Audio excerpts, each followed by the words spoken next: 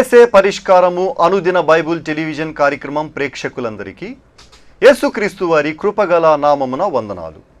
ప్రభువునందు ప్రియ దేవుని బిడ్డలారా, నేటి దినము పాస్టర్ కె శ్యామ్ సాగర్ గారి ద్వారా యోబు గ్రంథములోని శ్రేష్టమైన భాగాలను ధ్యానం చేసుకుందాము. మీరందరూ బైబుల్తోనూ నోట్బుక్తోనూ సిద్ధపడి ఉండండి. నిన్నటి దినాన మేము మీకు అందించిన క్విజ్ నెంబర్ 107లోని ప్రశ్నలు మరోసారి చదువుతున్నానండి. నిన్నటి దినాన రాసుకొని వారు ఎవరు ఉంటే తొందరగా రాసుకోవడానికి ప్రయత్నం చేయండి. క్విజ్ నెంబర్ 107 మొదటి ప్రశ్న. ఎస్తేరు గ్రంథమునందలి ప్రముఖ పండుగ పేరు ఏమి? ఎస్తేరు గ్రంథమునందలి ప్రముఖ పండుగ పేరు ఏమి? రెండవ ప్రశ్న. అహష్వేరోషునకు ప్రధానమంత్రి ఎవరు? అహష్వేరోషునకు ప్రధానమంత్రి ఎవరు?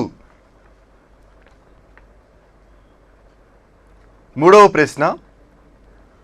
ఉరి తీయబడిన హామాను కుమారులు ఎందరు? ఉరి తీయబడిన హామాను కుమారులు ఎందరు? నాలుగవ ప్రశ్న. ఎస్తేరు రాణి నీ విజ్ఞాపనమేమిటి? రిఫరెన్సు వ్రాయండి. ఎస్తేరు రాణి నీ విజ్ఞాపనమేమిటి? రిఫరెన్సు వ్రాయండి. ఐదో ప్రశ్న. మొర్దకై ధరించిన రాజవస్త్రము రంగులు ఏమి? మొర్దకై ధరించిన రాజవస్త్రము రంగులు ఏమి? ఈ 5 ప్రశ్నలకు సరైన సమాధానం రాసి వచ్చే శనివారంలోగా మా కార్యాలయానికి పంపించండి. మీ పేరు, అడ్రస్సు రాయటం మర్చిపోకండి. మీరందరూ సిద్ధపడి ఉంటే పాస్టర్ కె శ్యామ్ సాగర్ గారు ప్రార్థన చేసి ఈ దినపు వాక్య పరిచర్య చేస్తారు. ప్రభువునందు ప్రియమైన దేవుని బిడ్డలారా, నేటి వాక్య ధ్యానమునకు ఆర్థిక సహకారం అందించిన కుటుంబం అమీనాపేట వాస్తవ్యులు బట్టు మేఘన జన్మదినం సందర్భంగా తండ్రి బట్టు ప్రభుదాస్ గారు, సుజాత గారు, లలిత మౌనిక, తాతగారు మహాలక్ష్మణుడు, నాన్నమ్మ గారు అన్నపూర్ణమ్మ, అమ్మమ్మ లలితమ్మ గారు, తాత ప్రకాశం గారు సమర్పిస్తున్నారు. మేఘన కొరకు ప్రత్యేకంగా ప్రార్థిద్దాం. ప్రార్థన చేసుకుని వాక్య ధ్యానంలోనికి వెళదాం. దయచేసి స్థలలో వంచండి, ప్రార్థనలో ఏకీభవించండి. మమ్మలను మిక్కిలిగా ప్రేమించిన మా ప్రియ పరలోకపు తండ్రి, మీ పరిశుద్ధ ఘననామమునకు స్తోత్రాలు. ఈ రాత్రికాల సమయంలో మీ పాదముల చెంతకు వచ్చి మీ లేఖన భాగములను ధ్యానం చేసుకోవటానికి మీరు ఇచ్చిన కృపకై వందనాలు చెల్లిస్తున్నాను. ప్రభు, ఈ సమయంలో ప్రత్యేకంగా మేఘన కొరకు ప్రార్థిస్తున్నాను. ఆ బిడ్డకి ఇచ్చిన నూతన జన్మదినమును బట్టి వందనాలు. రాబోతున్న సంవత్సరం అంతా కాపాడండి, మీ కృపలో భద్రపరచండి. మీ లేఖనమును ప్రభు ఆధారం చేసుకుని జీవించే భాగ్యం కుటుంబ సభ్యులందరికీ దయచేయండి. ప్రభుదాస్ గారిని, సుజాత గారిని మీరు ప్రత్యేకంగా దీవించండి. మౌనికాన్ని మీరు ఆశీర్వదించండి. మేఘన గ్రాండ్ పేరెంట్స్ను మీరు దీవించండి. ఈ రాత్రి కాలం మీ వాక్య భాగంలో నుండి మాతో మాట్లాడండి. మా రక్షకుడైన యేసు ప్రభు పేరిట ప్రార్థిస్తున్నాము తండ్రి, ఆమేన్. ప్రభువునందు ప్రియమైన దేవుని బిడ్డలారా, దయచేసి మీ పరిశుద్ధ బైబిల్ గ్రంథాన్ని తెరిచి యోబు గ్రంథము మొదటి అధ్యాయము 10వ వచనము నుండి గమనించమని నేను మనవి చేస్తున్నాను. గత రాత్రి క్విజ్ కారణంగా సమయము వాక్య ధ్యానం కొరకు తక్కువ ఉంది. అందువలన మనం కొద్ది వాక్యాన్ని ధ్యానం చేసుకున్నాం. ఈ రాత్రి కాలం ప్రత్యేకంగా ఈ వచనాల నుండి మనం ధ్యానించబోతున్నాం. యోబును గూర్చి గత 4 వర్తమానాలలో మనం ధ్యానం చేస్తూ వచ్చాం. యోబు భక్తుడు ప్రత్యేకమైనటువంటి వ్యక్తి. ఆధ్యాత్మిక పరంగా ఘనుడు, సామాజిక పరంగా గొప్పవాడు, ధనవంతుడు, ప్రముఖమైన వ్యక్తి, ఆస్తిపరుడు, మంచి కుటుంబ జీవితం కలిగినటువంటి వాడు, ప్రజలందరి మధ్యలో ఒక ప్రత్యేక స్థానాన్ని సాధించినవాడు. యోబు యొక్క భక్తి జీవితాన్ని గురించి దేవుని అతిశయం సాతానుని ఎదుట కనపరచబడింది. ఒక దినము దేవదూతలు దేవుని సన్నిధికి వచ్చే తటస్థమైన దినం ఒకటి కలిగింది. ఆ దినాన దేవుడు అపవాదిని అడిగారు, నా సేవకుడైన యోబును చూచితివా? న్యాయవర్తనుడు, నీతిమంతుడు, చెడుతనమును విసర్జించినటువంటి వాడు, అట్టివాడు యథార్థవంతుడు, అట్టివాడు భూమిపైన లేడని చెప్తే అపవాది అంది, దేవా, నీవు అతని చుట్టూతా కంచె వేశావు, ఆ కారణంగానే అతడు నిన్ను భక్తిభావంతో చూస్తున్నాడు తప్ప, ఆరాధిస్తున్నాడు తప్ప, లేకపోతే నీ ముఖం మీదే దూషించి వెళ్ళిపోతాడని చెప్పింది. రాత్రి ఇక్కడ వరకు మనం ధ్యానం చేశాం. ఇక 10వ వచనం మరలా చదువుకుందాం. నీవు అతనికిని అతని ఇంటి వారికిని అతనికి కలిగిన సమస్తము చుట్టూ కంచె వేసితివి కదా. నీవు అతని చేతి పనిని దీవించుచుండట చేత అతని ఆస్తి దేశములో బహుగా విస్తరించి ఉన్నది. నీవు అతని చేతి పనిని ఆశీర్వదించుట వలన అతని ఆస్తి దేశములో బహుగా విస్తరించింది. ఆశీర్వాదమునకు కారణము దేవుని యొక్క సహాయము. దేవుని సహాయము లేనిదే ఎవడును ఎన్నడూ వృద్ధి కాలేడు. ఆదికాండం 26వ అధ్యాయంలో ఇస్సాకు ఆ దేశములో ఉన్నవాడై మిక్కిలి ధనవంతుడయ్యనని రాసు. ఏ విధముగా దేవుడు అతనికి తోడై ఉన్నందున. అపవాది చాలా జ్ఞానం గలవాడు. లూసిఫర్ చాలా జ్ఞానం గలవాడు, యుక్తి కలిగినటువంటి వాడు. ఇతడు మాట్లాడుతూ చెప్పిన మాట, యోబు చుట్టూతా నీవు కంచె వేశావు, యోబు ఆస్తిని నువ్వు పెంచావు, విస్తరింపజేశావు, కాబట్టి యోబు నిన్ను స్తుతించక ఆరాధించక ఏం చేస్తాడు? ఈ దినం మనం ఆలోచన చేస్తే చాలామంది యొక్క జీవితాలు కేవలం పొజిషనల్ బ్లెస్సింగ్ను బట్టే దేవునికి దగ్గరగా ఉన్నట్టుగా కనిపిస్తాయి.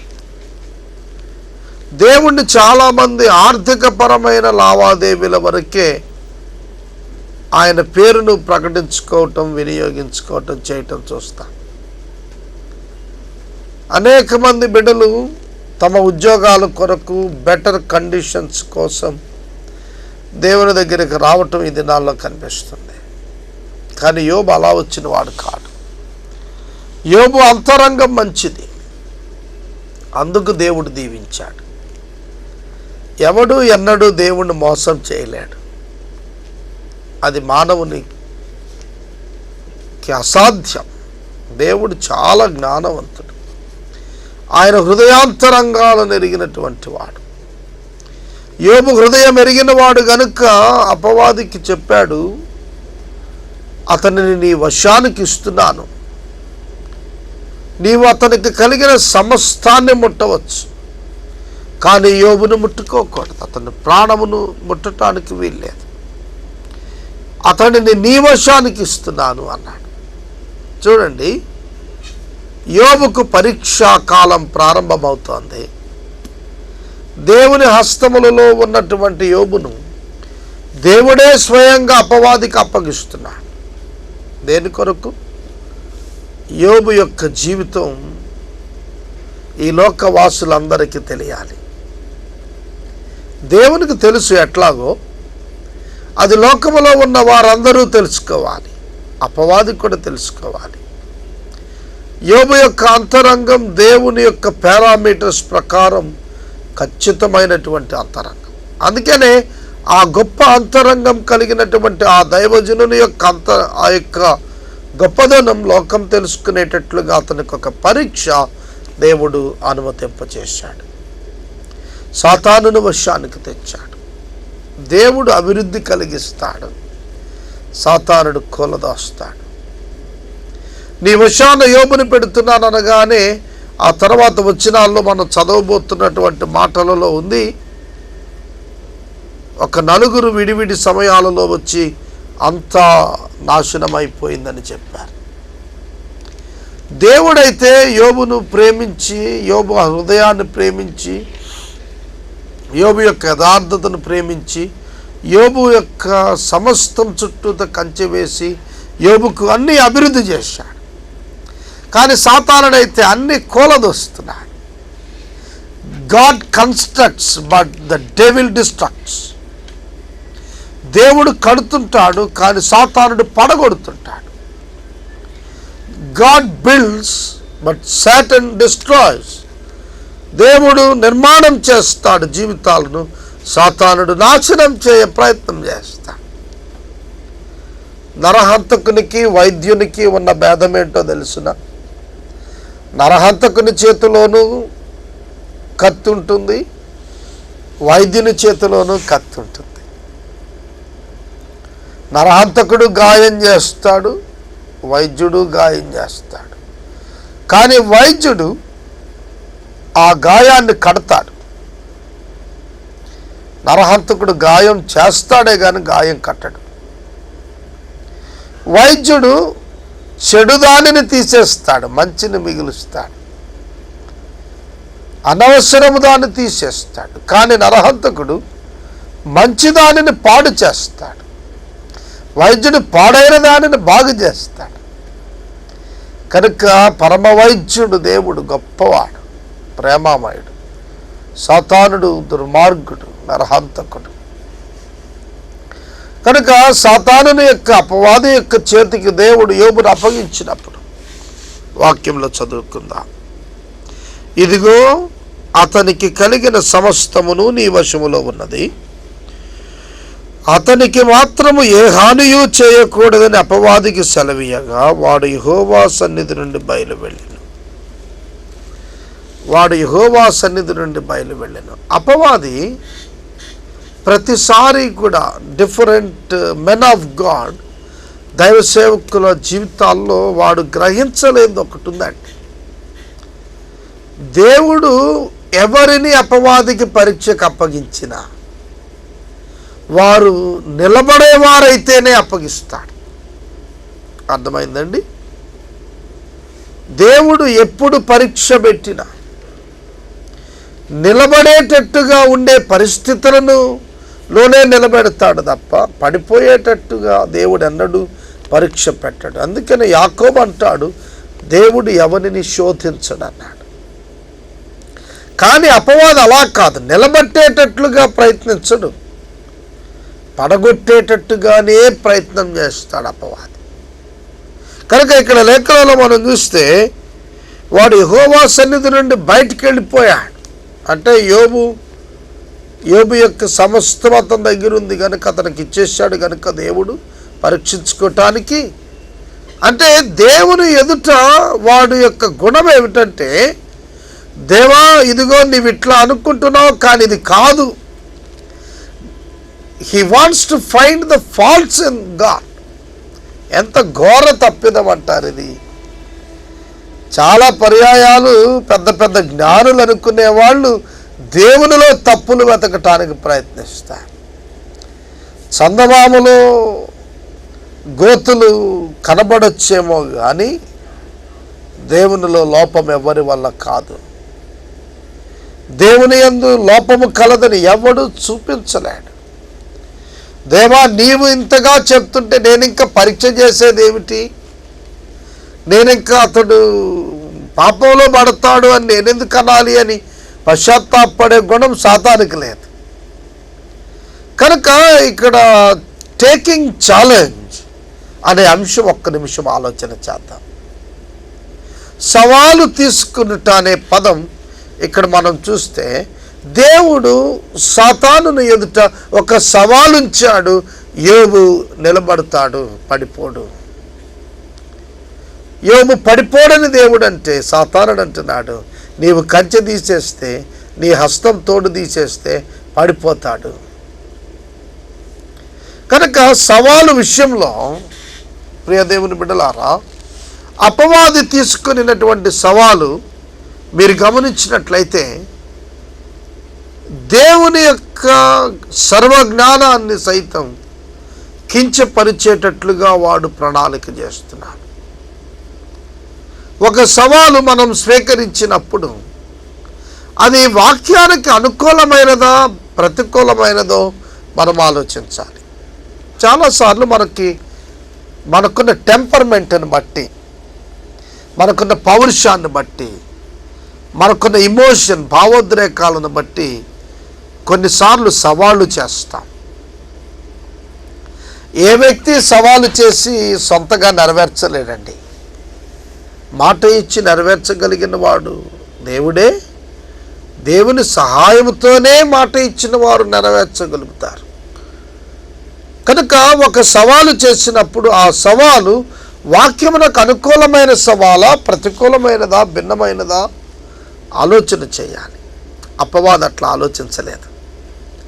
ఈ రాత్రి కాలం మీరు ఎవరితోటైనా పోటీ పడుతున్నారా, సవాలు చేస్తున్నారా? ఆ సవాలు యొక్క ఉద్దేశం, యాటిట్యూడ్ ఏమిటి? దేవుని యొక్క వాక్యం హెచ్చరిక చేస్తోంది. అపవాది ఆ సవాలును, వ్యతిరేకమైన సవాలును తీసుకున్నాడు. అందుకని అపవాది ఓడిపోయాడు. యోబుకు తాత్కాలికంగా శ్రమ కలిగింది, నష్టం కలిగింది. కానీ దేవుడు తర్వాత దానిని అత్యధికమైన రెట్లతో పూడ్చాడు. వీడు దేవుని సన్నిధి నుండి బయటికి వెళ్ళాడు, సవాలు చేసి బయటికి వెళ్ళాడు. ప్రియమైన దేవుని బిడ్డలారా, దేవుని సన్నిధిని విడిచి వెళ్ళిపోవటం అపవాది చేసినటువంటి పని. చాలా పర్యాయాలు దేవుని సన్నిధిని మనం నిర్లక్ష్యం చేస్తుంటాం. మన జీవితాలకు దేవుని సన్నిధి ఒక గొప్ప భద్రత. అయితే అపవాది వ్యతిరేక సవాలు తీసుకుని వెళ్ళటం, దేవుని సన్నిధికి దూరముగా వెళ్ళిపోవటం మనం చూస్తున్నాం. ఈ దినాల్లో అనేక మంది యవనస్తులు పాపములో జీవిస్తూ, దేవునికి వ్యతిరేకంగా జీవిస్తూ, దేవుని నీతిని, దేవుని రాజ్యమును విడిచి ఆయన సన్నిధికి దూరముగా వెళ్ళిపోతున్నారు. అది అపవాది యొక్క మనసుని గుర్తెరిగి సమీపానికి రావాలి. లూకాసు వార్త 15వ అధ్యాయంలో తప్పిపోయిన కుమారుడు వృత్తాంతంలో చిన్న కుమారుడు తండ్రిని విడిచి, ఆయన సన్నిధిని విడిచి దూర ప్రాంతానికి వెళ్ళాడు. తనకున్నదంతా పోగొట్టుకున్నాడు. కానీ ఇక్కడ సాతాను వలె తలంచేవారు, సమాధానం ఏక మనస్సుకు అంగీకారం లేనివారు, దేవుడు చెప్పింది కాదు అనేటువంటి తత్వం కలిగిన వారు వారి జీవితాల్లో చాలా నష్టాన్ని చవి చూస్తారు. 13వ వచనం ఇక్కడ నుంచి 20వ వచనము వరకు, 13 నుంచి 20వ వచనం వరకు ఉన్న భాగం మనం చూస్తే, 4 వ్యక్తులు 4 పర్యాయాలు ఆ దినమున అతని యొద్దకు వచ్చారు. ఒక దినమున యోబు కుమారులు కుమార్తెలు తమ అన్న ఇంట భోజనము చేయుచు ద్రాక్షారసము పానము చేయుచుండగా ఒక దూత యోబు నొద్దకు వచ్చి, ఎద్దులు నాగలి దున్నుచు గాడిదలు వాటి సమీపమున మేయుచుండగా శబాయియులు వాటి మీద పడి వాటిని పట్టుకుని పోయి ఖడ్గముతో పనివారిని హతము చేసిరి. జరిగినది నీకు తెలియచేయుటకు నేనొక్కడనే తప్పించుకొని ఉన్నానని.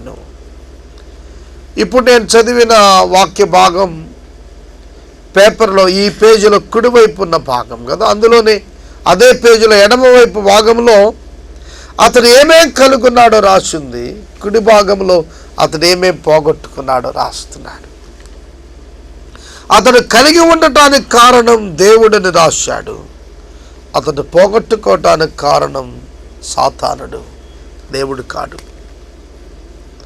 దేవుడు అనుమతించాడు. ఆయన అనుమతించినప్పుడు అత్యధికమైనది ఇచ్చుటకు అనుమతించాడు గనుక ఆయన న్యాయములో మార్పు లేదు. ఆయన న్యాయవంతుడే. పరీక్షకు ఇచ్చినందున అనుమతి కనుక దేవుడు సంపూర్ణ న్యాయవంతుడుగా నిర్మలుడుగా అగుపడతాడు. కనుక గాడిదలు మేస్తున్నాయి, గొర్రెలు మేస్తున్నాయి, నాగళ్ళు దున్నుచున్నాయి.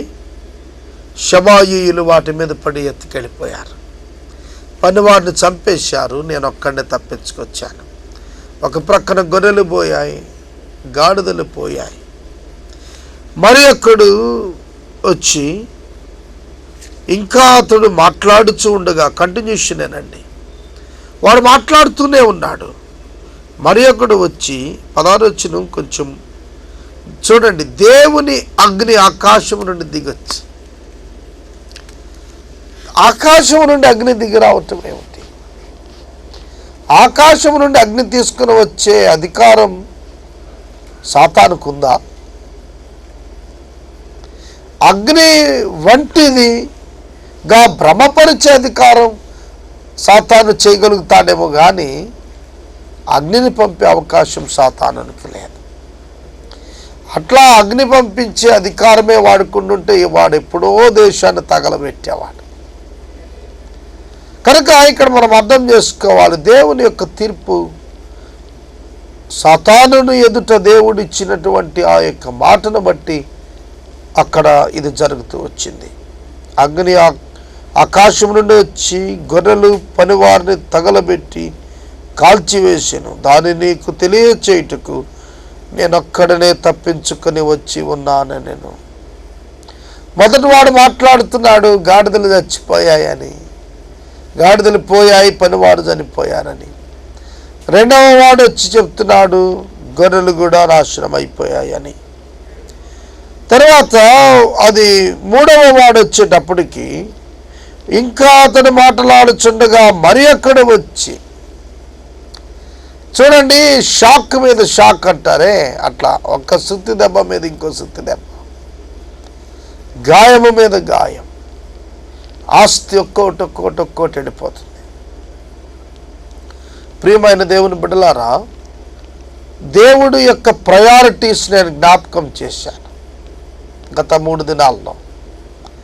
మొదట అంతరంగం, తర్వాత కుటుంబం, తర్వాత ఆస్తి.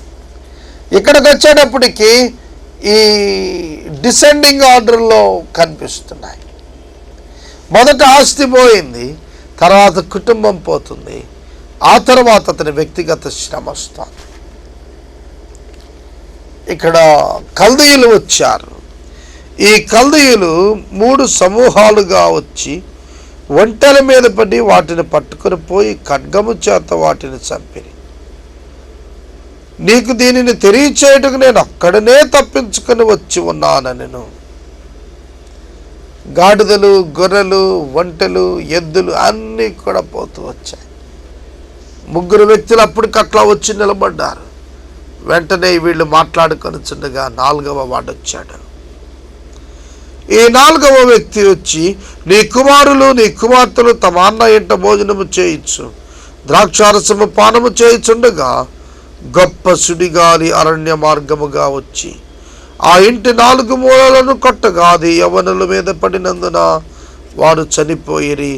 దానిని నీకు తెలియచేయుటకు నేనొక్కడనే తప్పించుకొని వచ్చి ఉన్నాను. నేనొక్కడనే తప్పించుకున్నాను అని 4 చెప్పారు. ఈ 6-7 వచనాల్లో వీళ్ళొచ్చి చెప్పింది ఏమిటంటే, ఆస్తంతా పోయింది, 10 మంది బిడ్డలు కూడా చనిపోయారు. ప్రియమైన దేవుని బిడ్డలారా, మనం ఒక చిన్న ఉంగరం పోతేనే గిలగిల్లాడిపోతాం.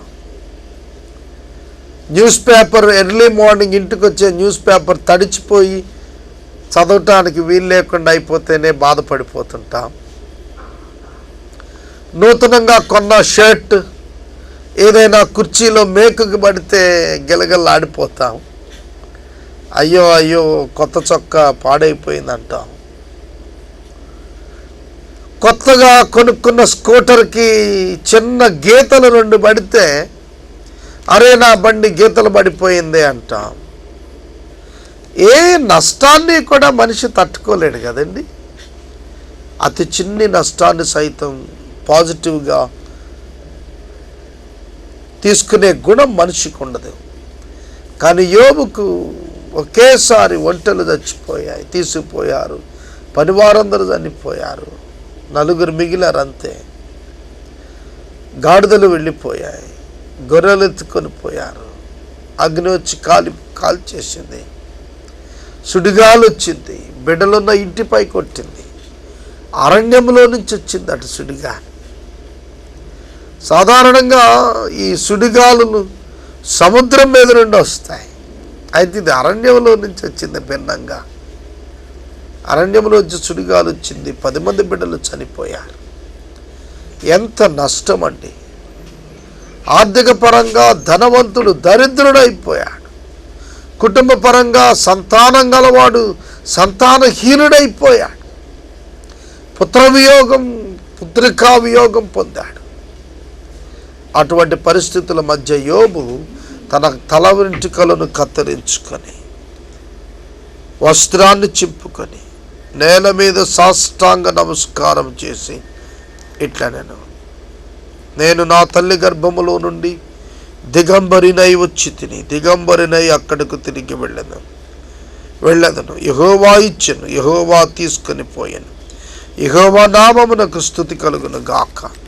ఈ సంగతులలో ఏ విషయమందును యోబు ఏ పాపమును చేయలేదు, దేవుడు అన్యాయము చేసినని చెప్పలేదు.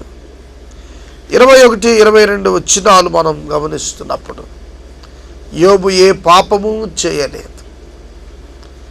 నోటితో కానీ, ఆలోచనలో కానీ, క్రియలో కానీ, ప్రతీకారం గురించి కానీ ఏమీ చేయలేదు. అతడు వస్త్రాలు చించుకొని తల వెంట్రుకలు గొరిగించుకొని అలానే సాష్టాంగపడి యెహోవా ఇచ్చెను, యెహోవా తీసుకొని పోయినను. ఆయన సర్వాధికారానికి లోబడ్డాడు. దేవుని యొక్క ప్రత్యేకమైనటువంటి తీర్పుగా దానిని భావించాడు. నేను దిగంబరిగా వచ్చాను, దిగంబరిగానే వెళ్ళిపోతాను, ఇవన్నీ నేను తీసుకొని రాలేదు, యెహోవా ఇచ్చారు, ఇవన్నీ నేను తీసుకుపోను, ఆయనే తీసుకున్నారు, నేను ఒంటరిగా వచ్చాను, ఒంటరిగా వెళ్ళిపోతాను, ఏది నాది కాదు. ఆఖరికి తన ఒంటిపై వస్త్రం కూడా తనది కాదని ప్రియమైన దేవుని బిడ్డలారా, యోబులో ఉన్నటువంటి స్థైర్యం, యోబులో ఉన్నటువంటి ఆ ఉన్నతమైనటువంటి భావం మీరు చూచినప్పుడు దేవుని యొక్క వాక్యం హెచ్చరిక చేస్తోంది. యోబు ఏ పాపము చేయలేదు, దేవుడు అన్యాయము చేసినని చెప్పలేదు.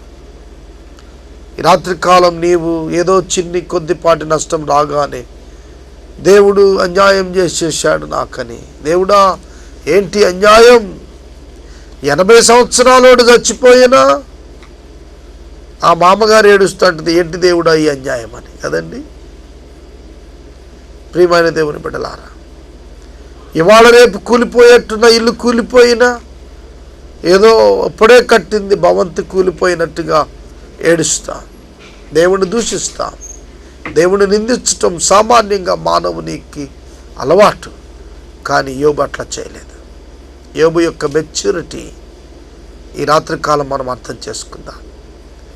మన జీవితాల్లో కూడా ఆధ్యాత్మిక పరిపక్వత అవసరం. సమయం పూర్తయింది, వాక్యాన్ని ఇక్కడ నేను నిలుపుదల చేస్తున్నాను. యోబు గ్రంథం 1వ అధ్యాయం 5 దినాలు ధ్యానం చేశాం. రేపటి దినం 2వ అధ్యాయం మనం ధ్యానించుకుంటాం. నేటి ఎపిసోడ్కు సహకారం ఇచ్చిన వారు అమీనాపేట వాస్తవ్యులు భట్టు మేఘన జన్మదినం సందర్భంగా తండ్రి ప్రభుదాస్ గారు, తల్లి సుజాత గారు, అక్క లలిత మౌనిక, తాత నానమ్మ గారు మహాలక్ష్మణుడు, అన్నపూర్ణమ్మ, అమ్మమ్మ, తాత లలితమ్మ, ప్రకాశం గారు సమర్పిస్తున్నారు. భట్టు మేఘనను దేవుడు దీవించాలని మేము ప్రార్థిస్తున్నాం. రేపటి వాక్య ధ్యానంలో 2వ అధ్యాయం ధ్యానిద్దాం. మనము ఇంతవరకు పాస్టర్ కె శ్యామ్ సాగర్ గారి ద్వారా యోబు గ్రంథములోని శ్రేష్టమైన భాగాలను ధ్యానం చేసుకున్నాము. ఈ కార్యక్రమం ద్వారా మీరు పొందుకొనుచున్న ఆత్మీయ మేలులు మాకు తెలియచేయండి. మీ ప్రార్థన అవసరతలు మాకు తెలియచేస్తే సోమవారం నుండి శనివారం వరకు మా కార్యాలయంలో ఏర్పాటు చేసిన 6 గంటల ప్రార్థనా శిబిరంలో మీ కొరకు ప్రత్యేకంగా ప్రార్థిస్తాము. మీ కుటుంబ పక్షముగా ఒకే ఎపిసోడ్ ప్రసారం చేయాలనుకునేవారు మాకు తెలియచేయండి. అలాగే ఈ కార్యక్రమానికి ప్రతి నెల 100 రూపాయలు కానీ 50 రూపాయలు కానీ 25 రూపాయలు కానీ ఆర్థిక సహకారం అందించాలనుకునేవారు మాకు తెలియచేస్తే మా సిబ్బంది మీ గృహాలను దర్శిస్తారు. క్విజ్ నెంబర్ 107లోని ప్రశ్నలు మరోసారి చదువుతున్నానండి, తొందరగా రాసుకోవడానికి ప్రయత్నం చేయండి. క్విజ్ నెంబర్ 107 మొదటి ప్రశ్న. ఎస్తేరు గ్రంథమునందలి ప్రముఖ పండుగ పేరు ఏమి? ఎస్తేరు గ్రంథమునందలి ప్రముఖ పండుగ పేరు ఏమి? రెండవ ప్రశ్న. అహష్వేరోషునకు ప్రధానమంత్రి ఎవరు? అహష్వేరోషునకు ప్రధానమంత్రి ఎవరు? మూడవ ప్రశ్న. ఉరితీయబడిన హామాను కుమారులు ఎందరు? ఉరితీయబడిన హామాను కుమారులు ఎందరు? నాలుగవ ప్రశ్న. ఎస్తేరు రాణి నీ విజ్ఞాపనమేమిటి? రిఫరెన్సు వ్రాయండి. ఎస్తేరు రాణి నీ విజ్ఞాపనమేమిటి? రిఫరెన్సు వ్రాయండి. ఐదో ప్రశ్న. మొర్దెకై ధరించిన రాజవస్త్రము రంగులు ఏమి? మొర్దెకై ధరించిన రాజవస్త్రము రంగులు ఏమి? ఈ 5 ప్రశ్నలకు సరైన సమాధానాలు రాసి వచ్చే శనివారంలోగా మా కార్యాలయానికి పంపించండి. మీ పేరు, అడ్రస్సు రాయటం మర్చిపోకండి. ముగింపు ప్రార్థన ఆశీర్వాదాలతో ఈ కార్యక్రమాన్ని ముగించుకుందాం. ప్రార్థించుకుందాం. పరిశుద్ధుడా, మీకు స్తోత్రం. వాక్యమైన బిడ్డలను దీవించండి. ఈ రాత్రి కాలం వాక్యము ద్వారా మమ్మల్ని హెచ్చరిక చేశారు. మేము ఒంటరిగా వచ్చాం, ఒంటరిగానే వెళ్ళిపోతాం. అనుగ్రహించబడినవన్నీ మీవి నాయన. మేము కేవలం సేవకులమని, గృహ నిర్వాహకత్వం కలిగిన వారమని గుర్తించుటకు సహాయం చేయండి. ఈ రాత్రి మా ప్రియమైన ప్రేక్షకులను దీవించండి. ఎపిసోడ్ స్పాన్సర్స్ని ఇవ్వండి బాబు. యేసయ్య ద్వారా అడుగుచున్నాము తండ్రి, ఆమేన్. తండ్రి అయిన దేవుని ప్రేమ, కుమారుడైన యేసుక్రీస్తు వారి యొక్క కృప, పరిశుద్ధాత్మ దేవుని యొక్క అన్యోన్య సహవాసం సదా మనందరికి తోడే ఉండును గాక. ఆమేన్.